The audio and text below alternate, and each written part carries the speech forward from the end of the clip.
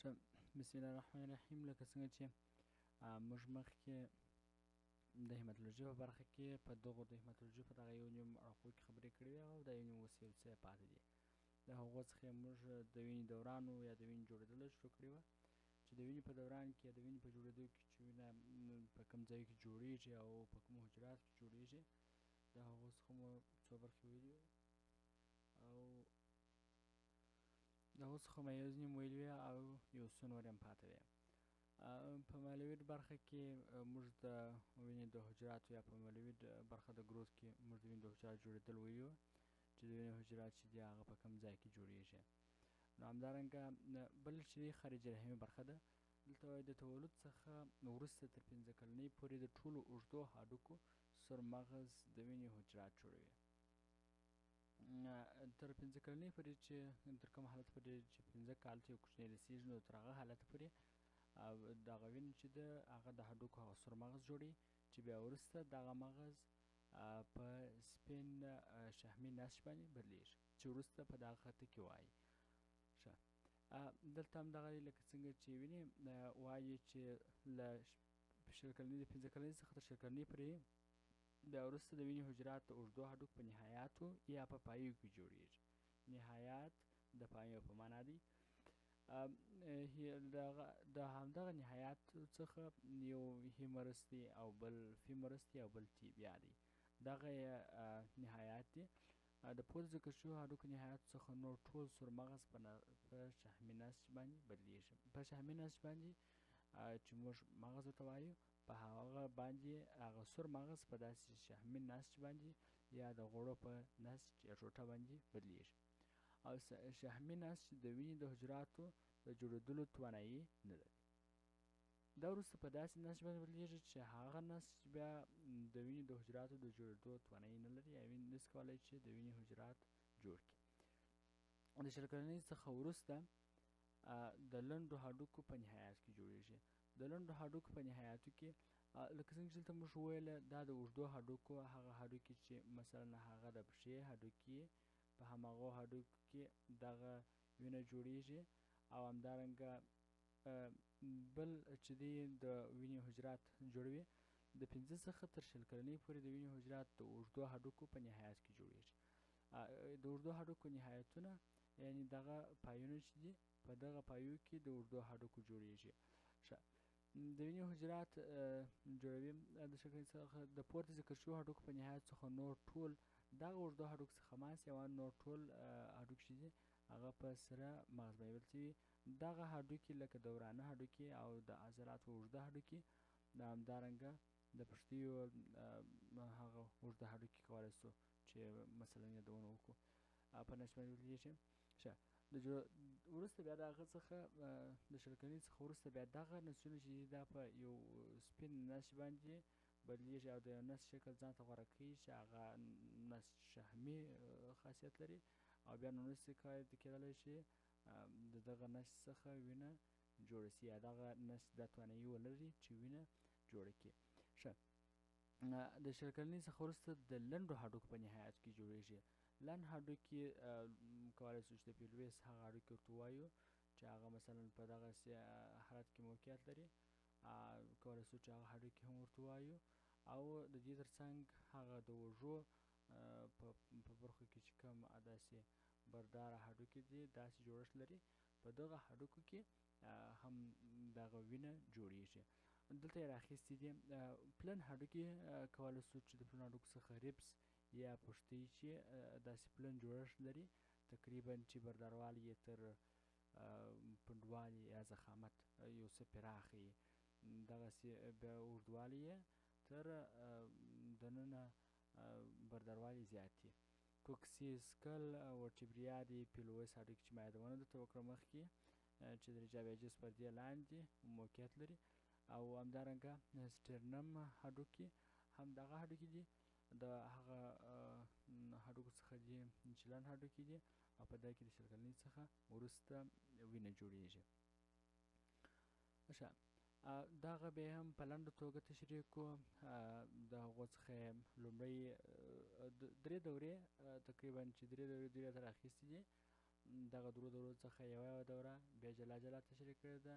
لومړۍ دوره چې ده هغه تریمستري پریګننسي دوره ده، یعنې د کوچنیوالي په دوره کې کله چې ماشوم د مور په نس کې اوسېږي هلته چې وینه جوړېږي، وینه یې په څه شکل سره جوړېږي.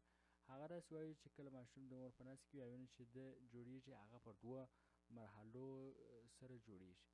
یوه مرحله یې هغه مرحله ده چې په هغه مرحله کې د پیدایښت څخه بیا تر درې میاشتې پورې، کله چې ماشوم د درو میاشتو کېږي، په هماغه مرحله کې په میزنشیما د میزنشیما په یاکساک نسج کې جوړېږي. دا هغه لومړني نسجونه دي چې د انسان بدن کې جوړېږي، د دغه څخه وینه جوړېږي. او بیا د هغه څخه وروسته دویمه مرحله شروع کېږي. دویمه مرحله یې نو د درې میاشتو څخه بیا تر اووه میاشتو پورې را شروع کېږي. دغه دریمه مرحله چې ده، یعنې هغه لومړۍ مرحله یې د صفر څخه بیا تر درې پورې راځي، او دا یې لومړۍ مرحله او همدا یې هم دویمه مرحله ده. دغه دویمه مرحله کې د درې میاشتې څخه تر اووه میاشتو پورې بیا وینه چې ده هغه په اینه کې جوړېږي، چې اینه موږ او تاسې ویلې وه، په اینه کې جوړېږي وینه د دغه مرحلې څخه وروسته. او همدارنګه په سپلین یا دغه کې جوړېږي، په سپلین یا هم په سپلین یا توري کې جوړېږي. همدارنګه په لمفاوي نډس غوټ ته وایي، هغه غوټ ته وایي چې د لمفاوي رګو په اوږدو کې موقعیت لري. په دغه غوټو کې وینه چې ده هغه جوړېږي. دغه لمفاوي غوټې چې موقعیت لري په دغو ځایو کې، په دغه لمفاوي غوټو کې وینه جوړېږي په دغه ځایو کې. ښه، او همدارنګه تایمس ګلانډ چې تر غاړې لاندې موقعیت لري، په هماغه ګلانډ یا غده کې په اصطلاح سره هم وینه چې ده هغه جوړېږي په دغه غده کې د پریګنانسي په دویم دوران کې. همدارنګه د هغه څخه وروسته دریم دوران دی چې په دریم دوران کې وینه په کوم ځای کې جوړېږي. دریم دوران چې دی هغه نو تقریبا د اووه میاشتو څخه بیا د ماشوم د اووه میاشتو څخه بیا زه تر د ماشوم تر پیدایښت پورې، یعنې چې ماشوم پیدا کېږي، تقریبا د ماشوم د پیدایښت څخه وروسته بیا تر 15 کلنۍ پورې په دا موده کې چې دی وینه هغه د هډوکو په هډوکو کې جوړېږي. په هډوکو کې جوړېږي، د هډوکو په هغه مغز کې جوړېږي. ښه، د هډوکو یعنې تقریبا د زیاتو هډوکو برخه نیسي چې دا جوړېږي. دلته یو بل څه وایي، باید ذکر کړو چې د وینې ټول حجرات، هغه که WBC وي، که RBC وي او که پلیټلیټ وي، د هډوکو په مغز کې د یوې مورنۍ حجرې څخه چې پلوري هیماتوپویټیک سټیم سیلز ورته ویل کېږي، یا PPSC حجره ورته ویل کېږي، د دغه حجرې څخه چې دا حجره نومیږي، د حجرې څخه دغه نورې حجرات، دغه حجرات چې دي جوړېږي. کله چې په لومړي توګه په لومړي ځل دا حجره جوړه سي، بیا نو د WBC دپاره دا حجره جلا ځي لمفاوي نټس ته ځي، او همدارنګه د پلیټلیټس دپاره نو په بون میرو کې پاتې کېږي تر څو میګالو بلاستیک یا غټې حجرې جوړې کړي، تر څو هغه بیا په ټوټو وویشل سي او پلیټلیټس جوړ سي. او د RBC دپاره هم په بون میرو کې پاتې کېږي او بیا غټېږي او په یوه سره حجره باندې بلدېږي، تقریبا ګردی شکل لري، او همدارنګه مابین چې دی هغه ننوتلی جوړښت لري. ښه، دغه ټول حجرات چې بیا وروسته یو ځینې لم ته ځي او یو ځینې نورو برخو ته ځي، په لمفاوي انساج کې د پلوریپوټینشل هیماتوپویسس سټیم سیل څخه جوړېږي یا د هغه څخه تشکیلیږي. یو لنډ شکل یې راخیستی دی، هغه شکل داسې دی چې کولی سو چې مثلا په لنډ توګه تشریح کړو او ویې. ښه، دا رنګ شکل داسې دی چې هیماتوپویسس یعنې هیماتو، لکه څنګه چې موږ مخکې ویلو، د وینې هیماتوپویسس د وینې جوړېدل ته وایي. هیما وینې ته یو ځای کوونکې لغات او پیوسس د جوړېدل ته وایي. ښه، لکه څنګه چې موږ مخکې ویلې، په لومړۍ مرحله کې کله چې ماشوم د صفر څخه تر درې میاشتې موده کې، د صفر څخه بیا زه تر درې میاشتې موده کې کوچنی ماشوم وینه چې ده هغه په یاکساک اجزا که لومړنی نسج چې جوړ سوی په همدغه نسج کې جوړیږي. خو دغه نسج تر ډېره دوام نه کوي، تقریبا تر ډېره کم وخته پورې دوام کوي چې هغه 3 میاشتې دي، تر 2 میاشتې دوام کوي. د 2 میاشتو څخه وروسته بیا لیور یا سینه یا ځیګر چې دی هغه په وینه باندې پیل کوي، وینه جوړوي او همدارنګه د دې سره په مرسته کې تر یوه اندازې پورې سپلین یا توري هم مرسته ورسره کوي. همدارنګه کله چې او په پای کې لږ اندازه بون میرو هم برخه ورسره اخلي. بون میرو خو نو وروسته د هغه برخو سره اخلي چې دوی مخ پر ختمېدو وي.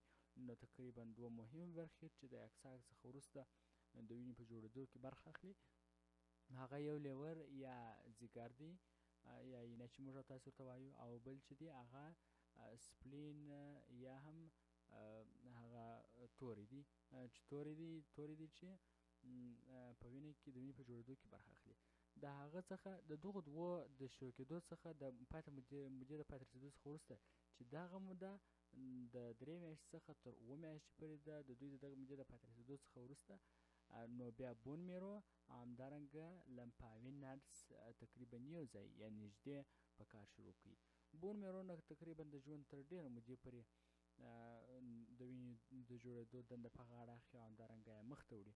او همدارنګه لمفاوي نرس چې دی دا هم تر ډېرې مودې پورې د وینې د جوړېدو هغه کوم وظیفه چې ده هغه پر مخ وړي او مخ ته یې بیایي.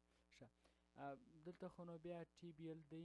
ټي بي ایل یعنې دا معنا چې د وینې هغه هډوکي دي چې دا دنده پر مخ وړي او د وینې جوړېده یا وینه چې ده هغه جوړوي. ښه، لکه څنګه چې موږ مخکې ویله د سپلین یعنې د دغه وخته څخه د 3 څخه تر 7 میاشتې پورې دغه ځیګر او توری چې دی دا د وینې په جوړېدو کې برخه اخلي یا وینه جوړوي. ښه، بیا نو د 7 میاشتې څخه تر 15 کلنۍ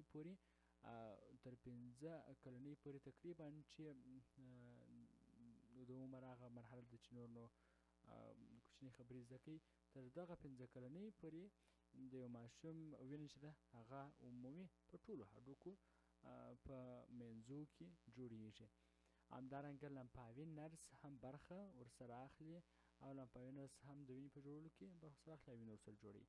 اوس نو د 15 کلنۍ څخه وروسته بیا فرق کوي. یوه مرحله تر 20 کلنۍ پورې ده او بله مرحله چې ده هغه د 20 کلنۍ څخه بیا د عمر تر پایه پورې ده چې هغه مرحله کې بیا د وینې جوړېده هغه فرق کوي او وینه چې ده هغه په بل ځای کې جوړیږي. پس فقط دغه 2 ځایونه یې یو څه فرق سره لري. ښه، دغه ځای چې په دې ځای کې د عمر د 20 کلنۍ څخه وروسته بیا د عمر تر پایه پورې وینه جوړیږي هغه په داسې لنډه توګه تشریح کوو. ښه، لکه څنګه چې موږ مخکې ویله چې بیا د لنډو هډوکو د اوږدو هډوکو مغزونه لکه څنګه چې موږ مخکې تشریح کړه د 7 میاشتې څخه تر 15 کلنۍ پورې یعنې د عمومي د ټولو هډوکو مغزونه د 15 کلنۍ څخه بیا تر 20 کلنۍ پورې ټي بي ایل یا د اوږدو هډوکو مغزونه چې دي هغه د وینې په جوړښت کې برخه اخلي. همدارنګه فیمور لکه څنګه چې دلته لیکلي دي دغه هډوکي د انسان بدن ده چې هم د اوږدو هډوکو له جملې څخه دي. همدارنګه دغه هډوکي چې هم د اوږدو هډوکو د جملې څخه دي د 15 څخه تر 20 کلنۍ پورې د دغو هډوکو په مغزو کې وینه جوړیږي. او د 15 کلنۍ څخه د 20 کلنۍ څخه وروسته نور دغه هډوکي هم کار پرېږدي، یعنې د وینې جوړول نور پرېږدي او د هډوکو مغز چې دی هغه په یو شحمي نسج باندې بدلیږي. لکه څنګه چې دلته لیکلي دي دا د 20 کلنۍ ته رسېدو پورې یا الا تر 22 یا 23 کلنۍ یا 25 کلنۍ پورې هم لږ څه جوړوي.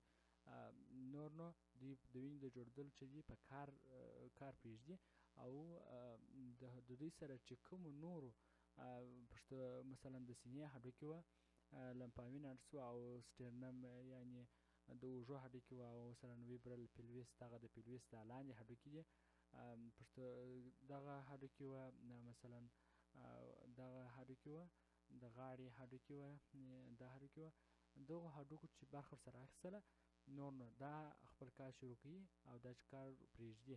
ښه، او د دې تر څنګ دغه د سینې هډوکي هم دي چې دا هم په کار پیل سره کوي او د پیلوس هډوکي دي دا هم په کار پیل سره کوي. نور نو وینه د وینې په جوړولو کې دوی مرسته ورسره کوي. دغه تقریبا د عمر د 20 کلنۍ څخه بیا تر ډېره زیاته وخته پورې تر 80 کلنۍ پورې چې یو انسان ژوندی تر هغو پورې دغه څو شیان د وینې په جوړولو کې برخه اخلي او وینه جوړوي.